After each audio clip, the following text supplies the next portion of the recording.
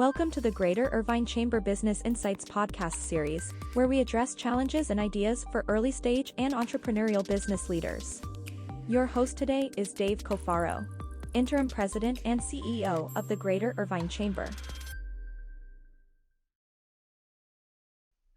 Well, hello, folks, and welcome to the Greater Irvine Chamber Business Insights podcast. And today, the topic that we're discussing is the glue that holds the company together, also known as the culture. And so one of the most common comments that I hear from business people, and this is in every kind of business, is that the rate of change today is faster than it's ever been.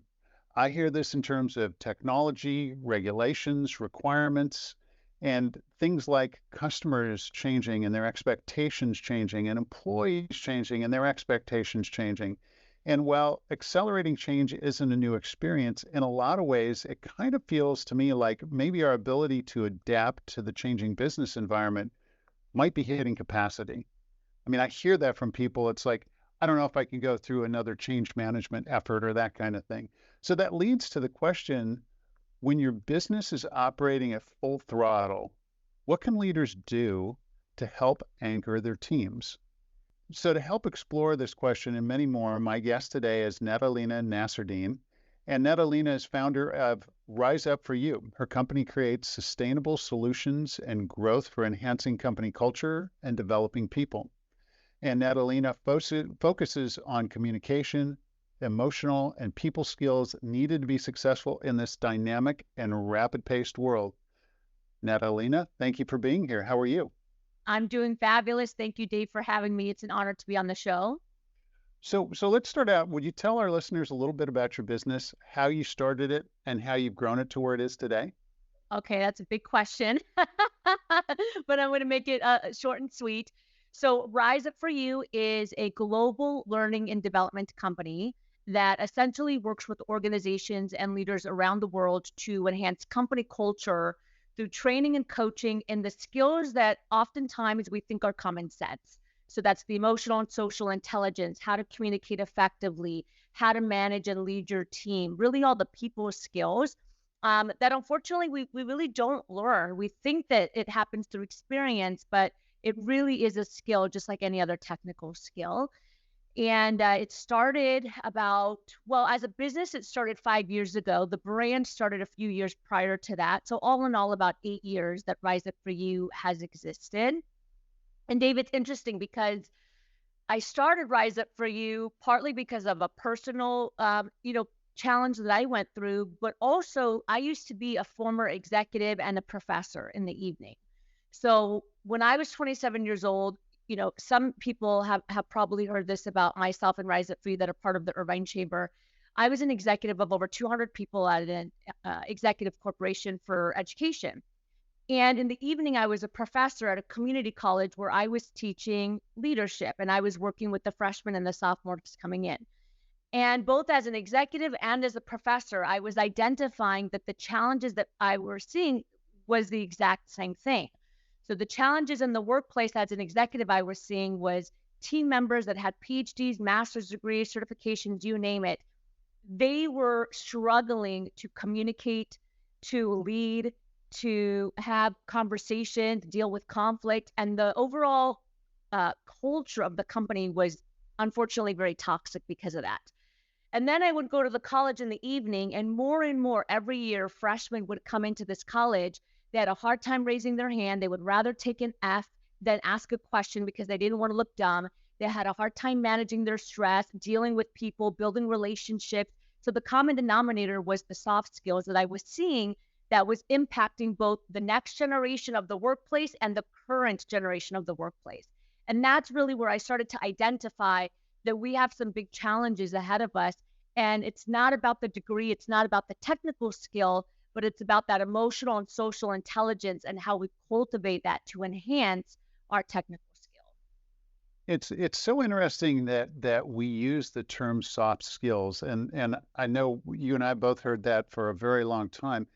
The irony, I think, is those things that are so quantifiable, financial acumen, things like that, that's pretty much quantifiable, but that's not what causes any business to succeed.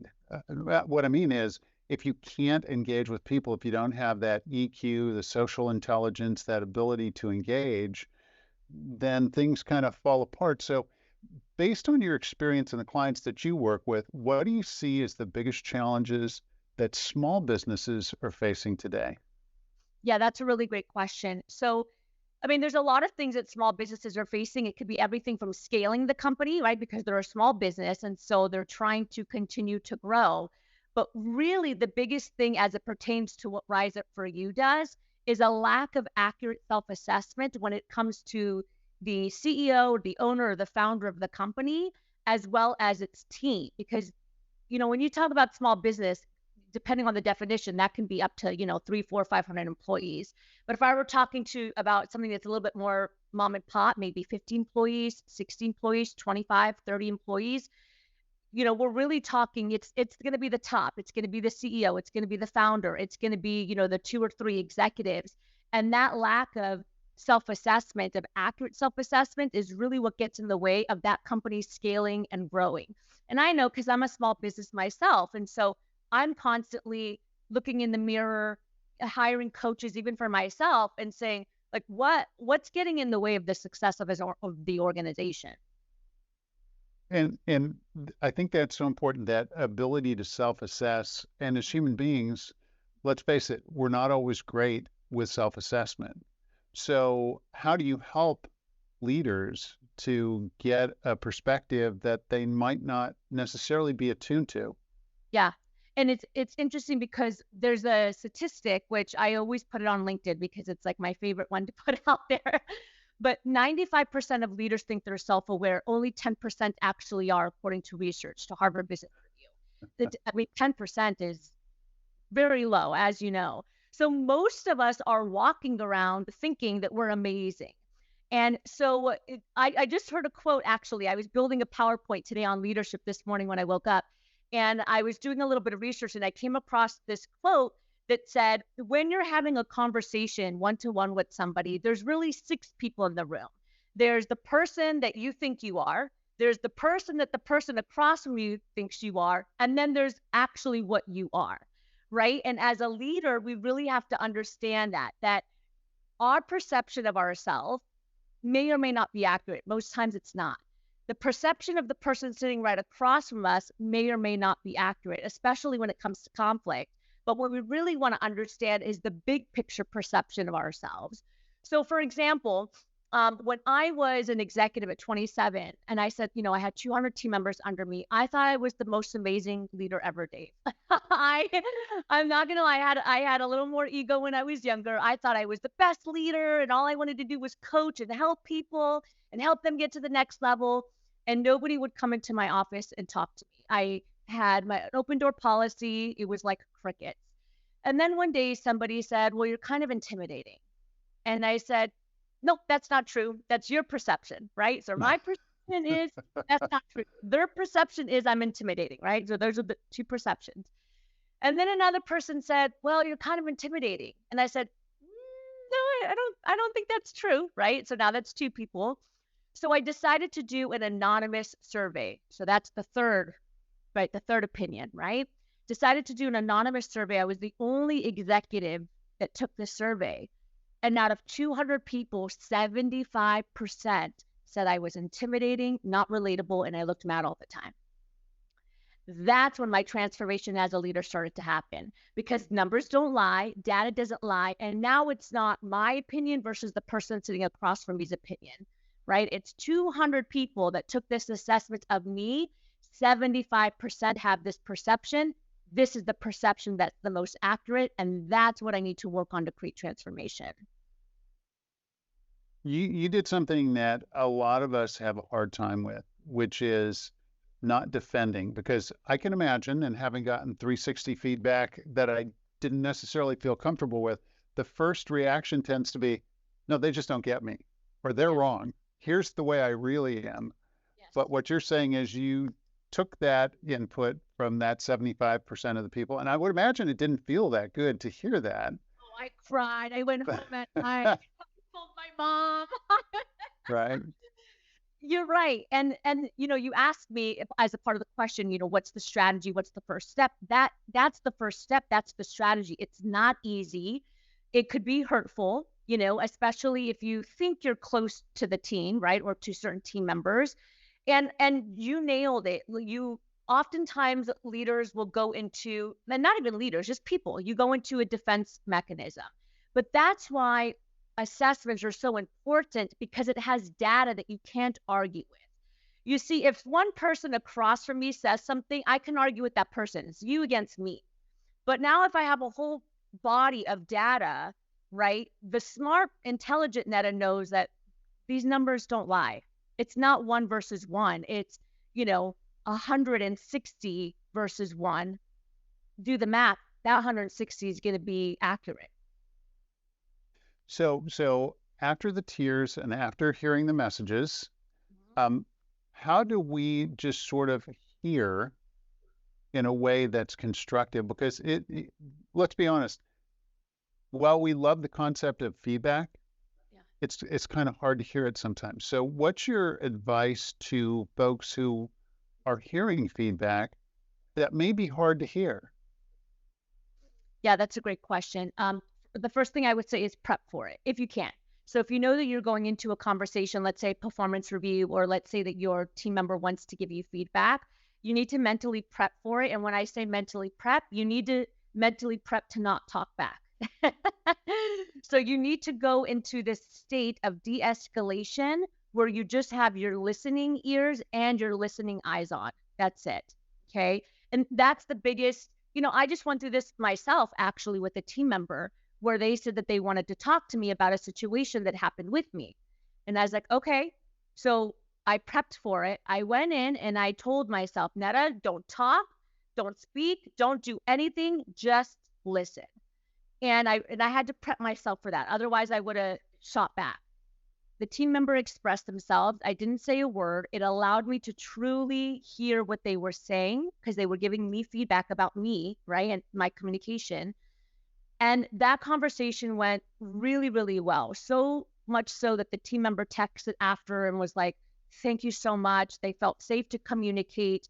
I heard what they were saying. We're working on the communication. And I want to make this clear to anyone that's listening or any leaders. It's not that I'm a bad communicator or that you're a bad communicator or that you're a bad leader. It's that whatever you're doing might not fit that team member. And that's one of the hardest things about being a leader, is understanding that you have to wear multiple hats, where you might have other team members that love your style of communication. They love when you just go straight forward and you're direct, and you have other team members that need something different. And that's why getting that feedback and having those conversations is important. So absolutely, I would say don't talk in that meeting. Okay. When you're getting feedback, just listen with your eyes and your ears. And the second thing that I would do is only ask clarifying questions after you say thank you. So thank you so much for the feedback. I really appreciate it. If you have questions, I have some clarifying questions. Is my communication style always like this the majority of the time, or was this a one-time thing? Right now, you're trying to understand your behaviors. Now, if in the moment it's a lot to process, you can also say, thank you so much for the feedback. Do you mind if I process this and come back with some clarifying questions to make sure that we can work through this? Part of what I hear you talking about is that we have to be vulnerable. And by that, I mean just sort of willing to put ourselves out there and take the risk that what we're hearing or what we're sharing may not be comfortable, but we're willing to be vulnerable to that. And that's something I think for a lot of leaders is a challenge, right? Is we feel we need to be decisive, we have to be clear, we've got to always know the answer. In reality, that's not what I hear you saying. What I hear you saying is be open, listen, hear the feedback. So that leads to the question, how does one balance the need for decisive leadership with the need to be vulnerable, agile, and adaptive as you get new information? Yeah, that's a great question. And I just want to take, one step back, because even when you say vulnerable, I think vulnerable, right? That is I would say, a typical response for a lot of leaders, because sometimes we correlate vulnerable to being mushy and it's sharing all of our feelings and, expressing things that we wouldn't often express. And what I would say is having vulnerability in the communication style, meaning being able to express, you know, as a leader, I want to grow. I want to continuously be better. I hear the feedback that you're providing me. I want to sit with this for a little bit so that I can understand how to better lead. Now, I'm vulnerable in the communication, but I'm not vulnerable in ways that some people might assume vulnerability is. And so, first thing, I think it's important for leaders to kind of switch their mindset around what it means to be vulnerable, because again, oftentimes it's taken to the very extreme side of things, similar to empathy. It's taken to the extreme side of things. And sometimes leaders can push away from that because they don't want to get all of their feelings. The important thing here is to just be able to communicate effectively and letting your team know that you are growing and that you're not perfect. And actually, you will fail as a leader if you pretend anything else, because it's just not realistic. There is no leader out there that's perfect. I teach this every day for a living, and I still make mistakes. So there is no perfection when it comes to leading. There is no 100% all the time the most amazing leader. And the second that we can identify and express that, the more respect our team will have for us. So I want to start by saying that first, because again, sometimes people will hear a certain word and think, forget it. Like that's not, I don't want to do that. Yeah. Thanks for that clarification, Netta.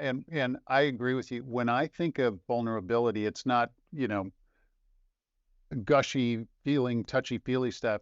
It's that willingness to recognize that I'm human and people see me as human. So if I try to build a wall that says, no, I'm the boss or I'm the leader, that's not being real.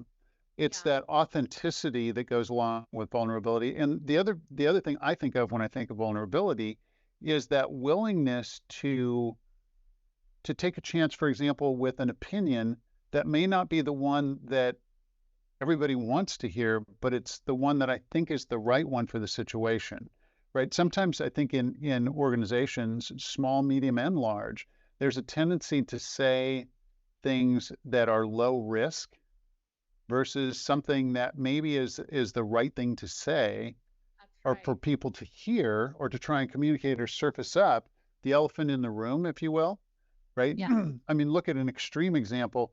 What if somebody at Enron at some point would have said, hey, you know what, guys? I'm not sure this is the right way to go about the energy business. 100%. I'm sure there were people in the room that thought that, but nobody was comfortable saying it. So that's an extreme example, but we can see that in small cases too, right? So that's kind of what I'm getting at when I think of vulnerability. Yeah, absolutely. And I would say that there's not enough vulnerability and there's also not enough transparent communication and confidence to speak clearly and communicate effectively. Yeah, because it's hard. You're putting yourself out there. You're taking chances. So let's get back to the balance, right? There can be this perspective that as a leader, I've got to be decisive. I've got to have the answer. How do you balance that with kind of the need to be adaptive and to say, okay, I've gotten new information, and so I can see that there's another path forward than what I originally had in mind. Where's that balance? Yeah, that's a very strategic question. And I say that because there's a lot of things that you have to think about to decide which spectrum are you going to be on. Like, do I need to make a decision right now in the moment? Or is this something where I can seek counsel? I can talk to the rest of the team. I can have more of a delegation process, right? More of a community process. And that's where I think leaders, including myself, can do a better job of understanding how to make a decision based on the when, the why, and the what of what the situation is. So yes, of course, it's very important for leaders to be able to make a decision. It's also important for leaders to gain buy-in from their team. So we need to understand, how fast does this decision need to be made? What's the risk associated with the decision? Am I the only one that can make this decision? Some of those questions have to be asked before actually deciding, making the decision, or pulling in counsel and delegating it. Yeah. And that sort of connects to this whole theme that you're talking about communication and how important it is that we're open, engaging, inclusive in communication. Um, I I know earlier this week, so we've had a lot of ups and downs in the stock markets, and one of the things I watch is the volatility index, and the volatility index hit a level that has not been seen since the beginning of the pandemic, Yeah. right? So what that implies is uncertainty. And there's a lot of surveys that suggest that we're in a time of uncertainty. We've got some economic uncertainty. Are rates going up? Are they going down? Are they staying the same? Is inflation going up or down? We don't know. We see jobs numbers come out and there are more jobs or less jobs available. So it is certainly a time of uncertainty. With that in mind, how can business owners, business leaders maintain kind of clear and effective communications with their teams when we're in an environment of uncertainty? Yeah, that's a great question. I'm a huge fan of transparency. That's the first thing, and learning and development. So, one of the challenges that we see around communication, especially with companies in uncertain times, is there is no communication, right? Now, communication doesn't mean that you have to have all the answers. And I think that's why sometimes leaders hesitate to communicate because they don't know what they're communicating yet. It's an uncertain time, they don't have the answers. But even communicating that is a win. Being able to say, we're coming upon uncertain times. We don't know what's happening with our industry. Artificial intelligence is coming, as you know. There's a lot of uncertain things that are happening. We're going to do our best to communicate as we find the answers. Right now, we don't have any. Be patient with us. That in itself is great, right? It doesn't always have to be we're going to do A, B, C, D, E, F, and G. Just being able to communicate something, because what people do is they create narratives in their mind. And so if they don't hear anything and it's complete silence from the leadership team, they're going to create their own story. Dave, and yeah, I know you Right. know, right? And then you might have 300 different stories because you have 300 team members. And then it just creates more conflict, more stress because nothing was sent down from the top. The other thing that I would do is help prepare your team for uncertainty by providing them with the soft skills that help with the resilience, that help with managing stress, that help with adapting and being able to pivot. I mentioned this, and I know you mentioned this earlier about soft skills, that they're not that soft. But the truth is that many of these skills, many individuals don't have. And it's not anyone's fault. They just haven't been equipped with understanding, how do I optimize my time? How do I build resilience? How do I manage my stress when things get a little bit chaotic? How do I set my infrastructure up around me so that I am successful when things are still falling apart? These are all skills that many of us haven't truly developed. And when I say developed, I don't mean heard of, right? There's a difference between hearing about this and actually knowing how to activate and implement it for yourself when you're in that moment, right? There's a difference between having the knowledge and then being a great learner to execute the knowledge. And that's the piece that I think companies can do a better job of showing and teaching and training, so that when chaos does happen and uncertainty does happen, your team at least has those foundational skills to be able to pivot, be agile, have a growth mindset, and shift with you. It's always better to know it and not need it than need it and not know it and not know how to practice it. So I think those are really important points. So carry that a little bit further. And as I think about business owners in our community and leaders, there's so many competing priorities every day. Yes. With all the competition for time and energy and distractions, what should leaders focus on in order to be impactful? Yeah, I mean, I'm gonna say it. It's gonna sound biased because I run a company on this, but I really do think that leaders need to start focusing on emotional intelligence and having a strategy around their people. Just like we have a strategy around sales, we have a strategy around marketing, we have a strategy around operations. We need to have a people strategy, because here's the thing, and you know this, Dave. Sales, marketing, operations, anything technical is constantly shifting and changing. Every couple of years, we have to learn new skills, right? The market has changed. How you Influence and sell your business is changing. Operations are changing. Artificial intelligence is coming in. It's wiping out a number of jobs. So the workforce technically is changing. The one constant thing is going to be people. And you're telling me that most companies don't have a strategy around how to develop people. It doesn't make any sense. Yeah. Yeah. Right. So that's where I, of course, strongly believe that if you can get your people really building these soft skills, when things start to change and start to pivot, the organization is going to be more beneficial. And so is the individual, because God forbid if the individual gets let go or their job is no longer needed because of AI, they at least have those soft skills to redefine themselves, to have the confidence to go find another job. They have the growth mindset to build new skills that are needed. So it's beneficial both on the organizational and the individual side of things. It's really amazing to me, and I agree. I think that's such a great point, is invest in your people, help them develop those skills. And those are the things that will help them in the role with your company and in life. Those are things that they take home with them. If you develop your EQ, your social awareness, your self-awareness, those are things that, I mean, the second you walk out of your office, if you work in an office, that they don't go away. They're still with you. So you're providing benefit that has a really long shelf life for your employees. And the other part of this is human resources are such precious resources, right? I mean, we're in a time where we're competing for human capital, human resources. And finding the right fit for your company, for your organization, it's always a challenge. So being able to invest in your people to help them be the best they can be, there's just all kinds of dividends that come with that. So Nada, as we come to the end of our time together, this is the hardest thing, but I'm going to ask you to just offer one piece of advice. And that's hard because now you got to distill it all into just one thing you'd like our audience to take away with them when they finish the podcast today. That's a great question. The thing that I would say is take action, and take action in a transformative way.